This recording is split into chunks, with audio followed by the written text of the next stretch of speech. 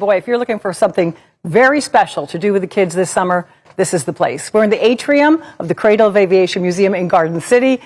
And really everywhere you look, from floor to ceiling, there is something just to grab your attention, your imagination. Like, you know, I have a jet behind me right now, a Blue Angels jet. Joining me now to give us a little bit of a tour is the president of the Cradle of Aviation, Andrew Parton. Andy, thanks for being here this morning. Oh, thanks for coming. We are so glad. Andy's going to take us through 100 years of aviation history, okay, in just a couple of minutes. Sure. But that's what's here. Right? Yeah, Tell me. It's not just aviation history, it's Long Island history. Yes. I mean, the whole aviation industry was such an integral part of life here on Long Island, going back over 100 years. And so we chronicle that. We preserve the history. We preserve the aircraft that was designed and built here. And we celebrate the milestones that were created here as well. So it's a fun day for locals as well as people who come from all over the world to come and visit the Cradle. Exactly. I say kids, but everybody, all ages should come here because it is very amazing. And it starts, you weave everybody through aviation history. You have 8 galleries. 8 galleries that go through over 100 years. And it's beautiful, by the way. But you start like the simplest thing, the hot air balloon, right? Well, there were attempts in the 1850s and 60s to fly. Everybody was fascinated by that.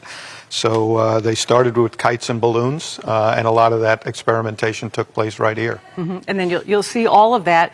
You'll see the first, which I can't believe the bravery of the first pilots who got, first of all, imagined these machines and then got into them and flew them. They were daredevils. Yeah.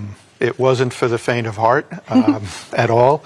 And a lot of it was, you know, they were adventurers, and there was a lot of prize money out there at the time. Okay. And men and women, by the way, not, you know. Oh, yeah. It was for both men and women. Harriet Quimby was the first female licensed pilot. Flew a Blériot, which we have one here, 1909 Blériot, and first woman to fly the English Channel. Amazing. Amazing. And so we go through, you know, the early pilots, and then you take us through World War I. Go to World War I, then we go between the wars, the golden age of flight, which is when Lindbergh took off. Right next to Mitchell Field, where we are now, is Roosevelt Field. It was not always a mall. It was, during the 30s and 40s, the largest commercial airport in the world. And Lindbergh took off from there in 1927. So we're coming up on the 100th anniversary of Lindbergh's flight. And we had basically every famous aviator flocked to Long Island to fly, both for the topography, but a lot of it was proximity to Manhattan, where the prize money was. And this was an airfield right here, right? Part of this is old hangars. Yeah, this is the original hangars from Mitchell Field, which was an Army air base that started in World War I and shut down in 1960. So you're actually walking in the buildings that existed back then. It's amazing. When you were just talking about Lindbergh, the special plane that is here. And first of all, what, 75 aircraft here? 75 planes and spacecraft. Everywhere, and I mean it, from floor to ceiling. You have to look up as well. You have to keep, like, everywhere you look. You have to come back a few times because I'm sure you're going to miss something. But tell us about Lindbergh's plane. Well, the one that we have is a sister ship, built at the same time. They built 3 because the company Ryan was trying to sell these after Lindbergh's flight.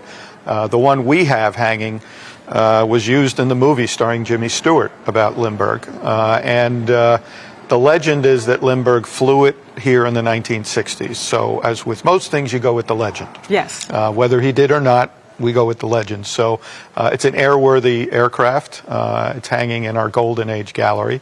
And then after the Golden Age, you go through World War II. And in World War II, Long Island built more planes for the war effort than anywhere else in the world. Between Grumman, Republic, and other companies, we contributed probably the most to the success in World War II. I think I saw a plaque. At least 45,000 planes were built here on Long Island for the war. Right. And again, built by men and women. Well, it was, you know, the classic story of Rosie the Riveter. A lot of the women went to work when the men went off to war. And it's a great story of both the home front as well as the war front. And Long Island played a major, major role in that. What I have never seen, the first time I've ever seen it was here, and it was used during D-Day, I think. A glider? Well, it's a glider that was used for training for the D-Day invasion. They were built in Queens and on Long Island, but they were one-time use. They were towed by a bomber. They'd cut the rope and have to land silently behind enemy lines, carrying about a dozen men and generally one artillery piece. So the one we have was used in a training exercise in Pennsylvania, was sitting in a field with a tree growing through it, was brought back here, and our volunteers restored it to its original glory, and it hangs in the gallery. It's an amazing aircraft in that it only had about a 50 to 60% success rate in landing. Wow. Yeah, when you look at that, you have to see it when you come here. That bravery of the men in that plane is pretty amazing. Then you go through the jet age, contemporary age. And then you end up in the space gallery, which again is where Long Island played a major role. Grumman Aerospace was the builder of the lunar lander, and successful landing 6 times on the moon. We have the only lunar module that was scheduled to go to the moon that is on Earth. So it is our crown jewel. Wow. It would have been Apollo 18 or 19.